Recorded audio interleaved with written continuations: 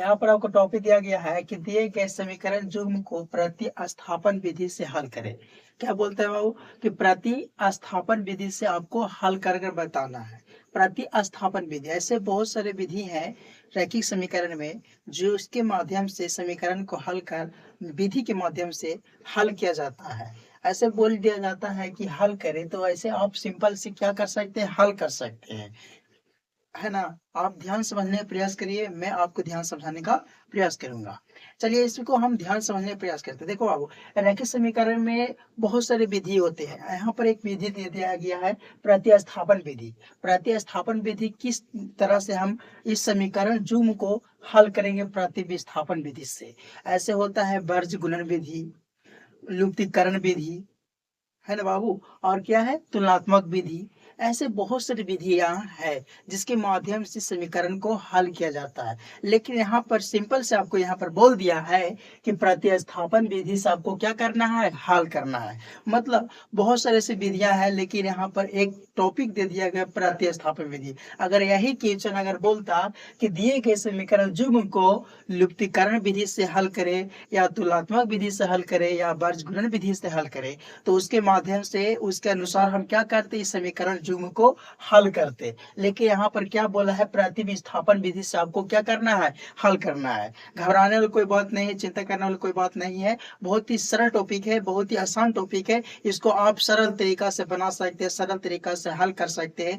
बिना देर के इस वीडियो का स्टार्ट करते हैं और आपको ध्यान समझाने का प्रयास करते हैं। बहुत ही सरल माध्यम से आप क्या कर सकते हैं, हल कर सकते हैं। देखिए यहाँ पर सबसे पहले क्या बोलते हैं, प्रतिस्थापन विधि। तो प्रतिस्थापन विधि से सबसे पहले हम लोग प्रतिस्थापन विधि के जरिए जान लेते हैं कि प्रतिस्थापन विधि बोलता है बाबू कि जो समीकरण दिया है, जो समीकरण क्या दिया है, दिया है, जो समीकरण कुछ दिया है, दिया हुआ है, उसको क्या करना है, मान लेना है। समीकरण 1 और समीकरण 2 मान लेना है। क्या करना है, समीकरण 1 और 2 मान लेना है। तो मान लेते हैं हम समीकरण 1 और समीकरण 2। देखो बाबू, यहाँ पर प्रतिस्थापन विधि से क्या करना है, हल करना है। तो प्रतिस्थापन विधि से हल करना है, तो हम क्या कर लें, समीकरण 1 और समीकरण 2 मान लिए। तो मान लिए, तो यहाँ पर क्या करना है, आपको सबसे पहले समीकरण 1 से चल जाना है। क्या चल जाना है, समीकरण 1 से चल जाना है। समीकरण 1 से, समीकरण 1 से। अब समीकरण 1 में क्या है, x प्लस वाई बराबर 14, ठीक है। समीकरण 1 से चल गए तो क्या है, समीकरण 1 में x प्लस वाई बराबर 14, इस समीकरण 1 में है। तो इसको क्या करना है, आपको हल करना है। तो हल कर दीजिए, x बराबर 4, मतलब 14 माइनस क्या हो जाएगा, y हो जाएगा, ठीक है। y हो गया तो हमारा समीकरण क्या बन गया, 3 बन गया। समीकरण 1, समीकरण 2, समीकरण 3। इसी माध्यम से आपको क्या करना है, हल करना है। जिस माध्यम से हम क्या कर रहे हैं, हल कर रहे हैं, जिस तरह से हम हल कर रहे हैं उसके अनुसार आपको हल करना है। सबसे पहले क्या बोला, प्रतिस्थापन विधि में सबसे पहले समीकरण 1 से जाना है, हल कर समीकरण 3 बनाना है, और समीकरण 3 बनाने के बाद यहाँ पर क्या करना है, समीकरण 2 से चल जाना है। क्या चल जाना है, समीकरण 2 से चल जाना है। तो यहाँ पर लिखेंगे समीकरण समीकरण 2 से, समीकरण 2 में क्या बोलेंगे, यहाँ पर लिखेंगे क्या बाबू, लिखेंगे यहाँ पर क्या लिखेंगे, समीकरण 2 में, समीकरण 2 में एक से आना है। तो समीकरण 2 में x का मान रखने पर, x का मान रखने पर मतलब रखने पर बाबू, देखो यहाँ पर ध्यान से देखो, रखने पर, है ना, रखने पर। समीकरण 2 में x का मान रखने पर, समीकरण 2 क्या बोलता है, x माइनस वाई बराबर 4, x माइनस वाई बराबर 4, x माइनस वाई बराबर 4। ये समीकरण 2 है। क्या है, समीकरण 2 है। समीकरण 2 में x का मान रखना है। तो देखो समीकरण 2 क्या कहता है, x माइनस वाई बराबर 4। तो x का मान रखने के लिए बोलता है समीकरण 2 में। तो x का मान क्या है, 14 माइनस वाई, है ना, माइनस वाई बराबर 4।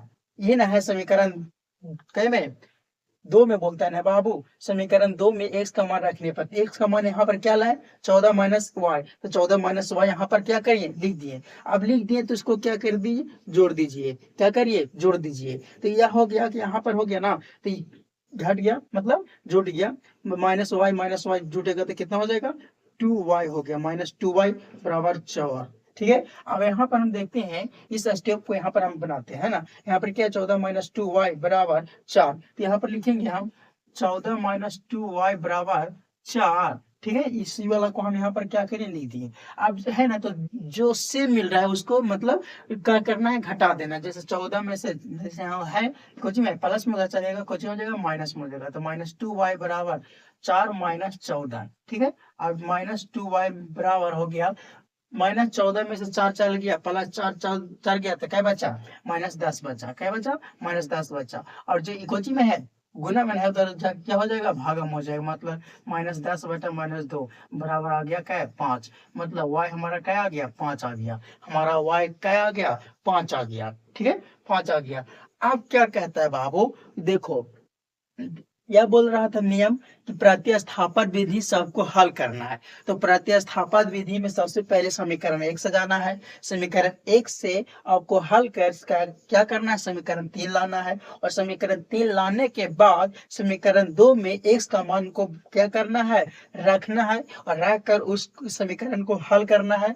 हल कर कर आपका y या x का मान निकाल सकते हैं। ठीक है, तो हमारा क्या आ गया, मतलब y का मान आ गया। ठीक है, y का मान कितना आ गया, 5 आ गया।